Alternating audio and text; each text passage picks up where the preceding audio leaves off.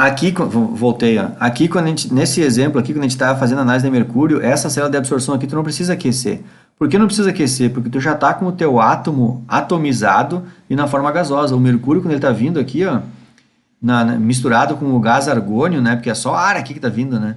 Esse ar aqui é gás argônio misturado com gás mercúrio. E o mercúrio já está atomizado, igualzinho a tabela periódica. Então, quando ele chegar aqui, ele já está como a gente quer que ele esteja no caminho óptico. O mercúriozinho igual a tabela periódica, prontinho para receber radiação e promover o elétron dele para órbitas mais energéticas, entenderam? Então, aqui não tem aquecimento, certo? Nesse exemplo aqui. Inclusive, que fique bem claro para vocês, esse exemplo aqui não é geração de hidreto, até porque não tem hidreto nenhum aqui, né? Agora, aqui embaixo, sim, a engenhoca é praticamente a mesma, lá no aparelho é tudo muito parecido, só que aqui embaixo já é geração de hidreto. Se a gente tiver uma amostra, né, e essa amostra, o analito consegue formar um hidreto com o agente redutor, certo? Aí então a gente mistura aqui embaixo uma amostra em meio ácido, sempre te deixa um meio acidificado, e aqui é jogado um reagente redutor. Quando o reagente redutor entrar em contato com o analito da amostra, ele vai formar um hidreto com esse analito. Então é um metal com hidrogênios, é um hidreto daquele metal, certo? E esse hidreto do metal, muitos hidretos são voláteis. Portanto, esse hidreto vai evaporar no mesmo princípio lá do mercúrio. Só que aí é que tá. Aqui em cima era mercúrio metálico já. E aqui não, aqui é um hidreto, é uma molécula formada por ligações covalentes, certo?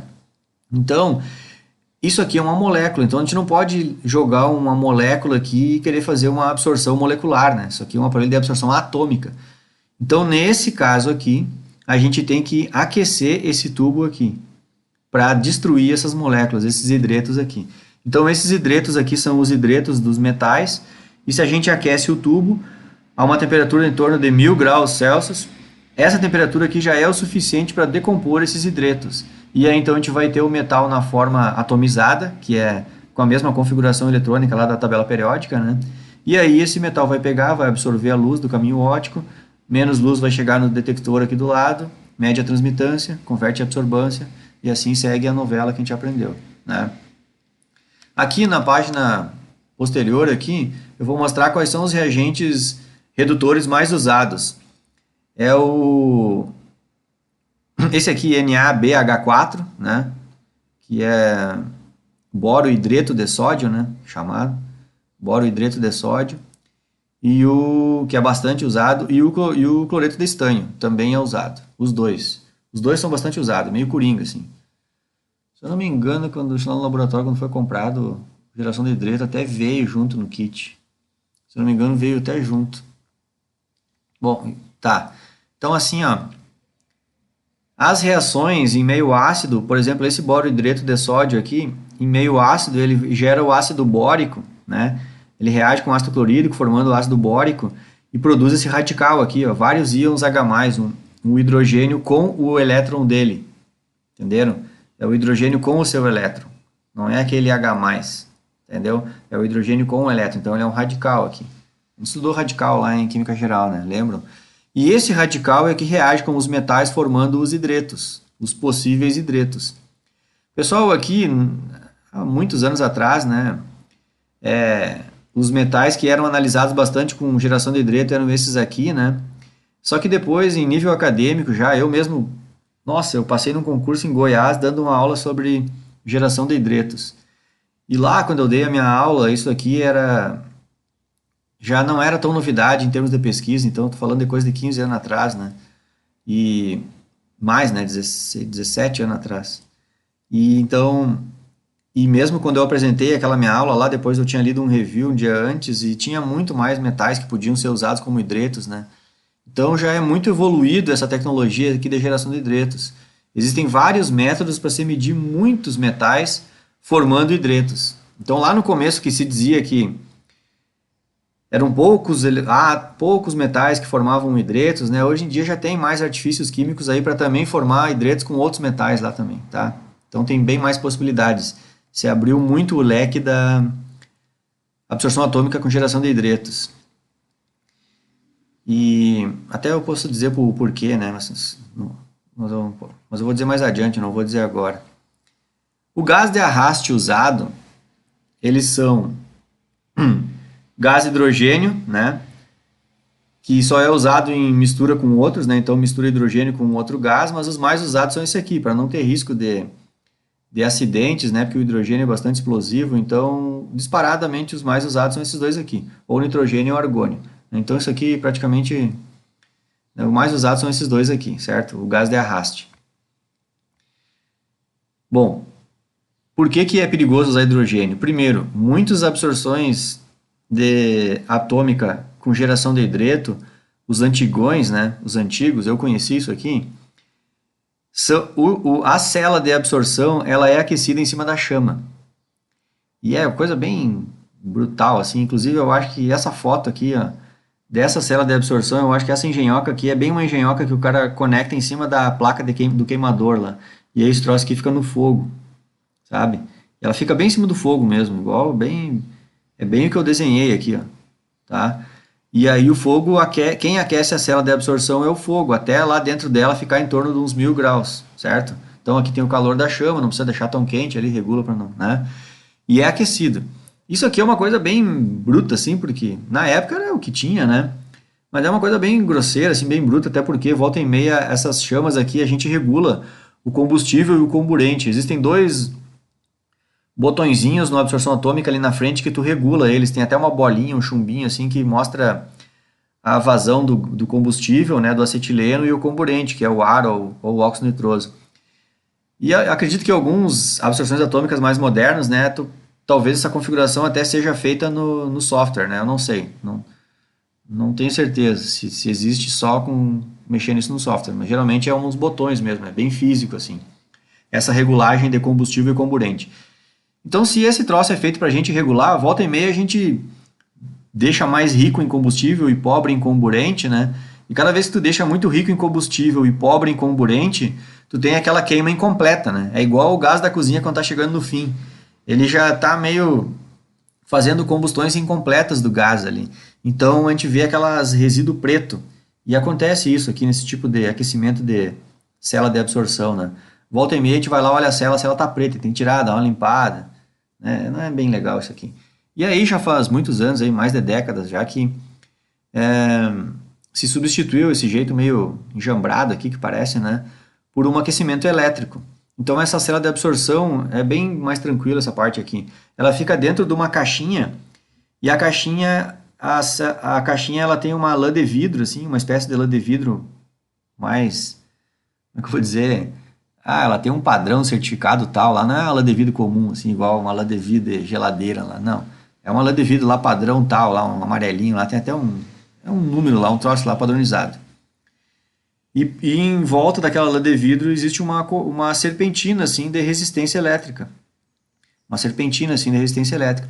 E essa resistência elétrica aqui, ela sofre uma diferença de potencial, aquece, igual um chuveiro, digamos assim, né? E no aquecer aquilo ali acaba aquecendo o forno de grafite. Então a gente tem um aquecimento elétrico. Não tem queima incompleta, não tem criação de craca na célula de absorção, não tem nada, bem tranquilo. Não tem que usar gases lá, nada. Então, 1000 vezes melhor esse modelo aqui do que esse, né? Então, já é bem antigo aí, nem sei se existe alguém vendo um troço desses, né? Acho até que não tem mais, né? Digamos que aqui meio que uma inovação, né? Que acho que depois que inventaram isso aqui, acabou-se esse modelo aqui, né? Então, esse aqui são os diferentes tipos de aquecimento da célula, né? E aqui eu vou só fazer um comentário, né? Não é para, como é que eu vou dizer, estudar, decorar esses negócios, né? Mas é só um comentário que eu me lembro que até me perguntaram isso, né? Mas ainda bem que eu sabia. A decomposição dos hidretos, ela é uma coisa que não é bem conhecida, pelo menos, né? Bem esse mecanismo aqui. E essa decomposição dos hidretos, termodinamicamente, deveria ser uma temperatura mais alta que 1000 graus para decompor esses hidretos aqui, né? Termodinamicamente, né? Em cálculos termodinâmicos, né? Mas você observa que uma temperatura em torno de 1000 graus Celsius já é o suficiente para decompor esses hidretos. Aí tem essas propostas aqui, hipóteses, né, de explicação, que é devido à formação desses radicais aqui, na presença do oxigênio que está dentro da célula, Esses radicais é que ajudariam a decompor os hidretos, né? Então, por exemplo, aqui o hidreto de arsênio ia se decompor via uma decomposição radical, que a gente chama, e aí então esse radical sempre ataca o hidreto e arranca o hidrogênio dali para formar gás hidrogênio, entenderam? E aí esse ataque de radical aqui, ele deixa sozinho o metal na forma gasosa e com a configuração eletrônica original de fábrica dele, né? Igualzinho à tabela periódica lá, entenderam? Então é isso. Então aí é um processo de atomização que não, digamos, não bateu o número da termodinâmica. Teria que ter uma temperatura mais alta que 1000 graus. Vejam que na absorção atômica inteira aqui a gente sempre atomiza as moléculas em 2500, 2800, né? É bem mais quente do que 1000, né? Entenderam? Para atomizar, né? Destruir as ligações covalentes todas. Bom, deixa eu ir. Então, acho que dito isso, né? Aqui, então, agora eu vou mostrar um sistema de amostragem aqui, ó, que é um jeito de fazer a análise que a gente chama de análise por batelada. Essa é uma expressão muito comum na química, né? Quando a gente faz uma análise de uma coisa por batelada, batelada quer dizer colocar uma quantidade de amostra e fazer a análise. E o outro tipo de análise seria fazer uma análise em fluxo, ou tá sempre dando sinal no aparelho, né? Então, batelada é tu fazer uma coisa por etapas. E em fluxo é tu fazer aquela coisa em fluxo, entenderam? Então, vamos supor que tu faça na tua casa, na cozinha, vou fazer bolo em batelada. Então, tu vai pegar a massa, faz o bolo, bota no forno, faz o bolo, o enfeite e tudo mais e sai o bolo. Então, tu pega, começa a trabalhar e faz todo o bolo e deu. E vamos supor que tu queira fazer bolo em fluxo. Aí então uma hora tu pega e faz a massa de um bolo, mas antes tu já tem uma massa adiantada que tu já faz não sei o que, e antes tu já tem uma massa adiantada que tu já vai estar no forno, tu vai estar tirando do forno, entendeu? Então o tempo inteiro tu está trabalhando na cozinha, mas tu está trabalhando em diferentes etapas de um fluxo, entenderam? Isso seria uma produção em fluxo, né? Por exemplo, a montadora de carro, ela é assim, ela está o tempo inteiro, um monte de gente fazendo diferentes etapas, então aquilo o tempo inteiro sai o carro. Ninguém se junta lá e monta um carro e volta, e sai, volta, começa do zero e monta outro carro, volta, entenderam? Então esse processo de fazer uma coisa de uma vez até o fim é chamado processo por batelada, que inclusive, se eu não me engano, o batelada quer dizer que, se eu não me engano, acho que eram os portugueses, né, que quando levavam as riquezas do Brasil, né, os barcos eram também chamados de bateia, né? Então, quando eles vêm, levavam levavam as coisas preciosas, né? Eles levavam de uma vez, aí eles voltavam e aí levavam de novo. Aí eles vinham no Brasil, levavam de novo. Então, isso era levado por batelada. É uma expressão que veio dali, né? E ela é usada na química. Então, por exemplo, uma análise por geração de hidretos, ela pode ser feita por batelada, que a gente chama, que seria assim, ó, eu pego um frasco fechado, coloco, bem como eu mostrei antes, coloco uma amostra dentro do frasco, acidificada, jogo o agente redutor, vai se formar o hidreto volátil, e aí uma hora vai acabar esse hidreto volátil, entenderam? Porque eu tenho uma quantidade finita de amostra. Imagine que eu coloquei 10 ml de amostra aqui. Eu vou jogar o reagente redutor, todo o analito que está aqui vai formar hidreto volátil, esse hidreto volátil vai começar a subir junto com o gás de arraste e uma hora vai acabar o hidreto volátil daqui, portanto uma hora vai acabar a chegada de hidreto volátil aqui na cela de absorção, entenderam? Porque eu joguei uma quantidade finita, é um número finito, eu joguei 10 ml de amostra aqui nesse frasco. Então isso aqui é uma análise por batelada, eu joguei uma quantidade finita de analito. Se eu faço uma análise desse tipo, o sinal que vai dar lá é um sinal transiente. Por quê? Porque eu coloquei uma quantidade, de amostra finita aqui no frasco, certo? Então, vai chegar uma quantidade de hidreto do metal e daqui a um pouco para de ter, porque acabou a amostra, né? Então, isso aqui gera um sinal transiente, certo? Então, agora eu vou mostrar para vocês. Olha, eu vou parar o vídeo que está estourando meu tempo aqui.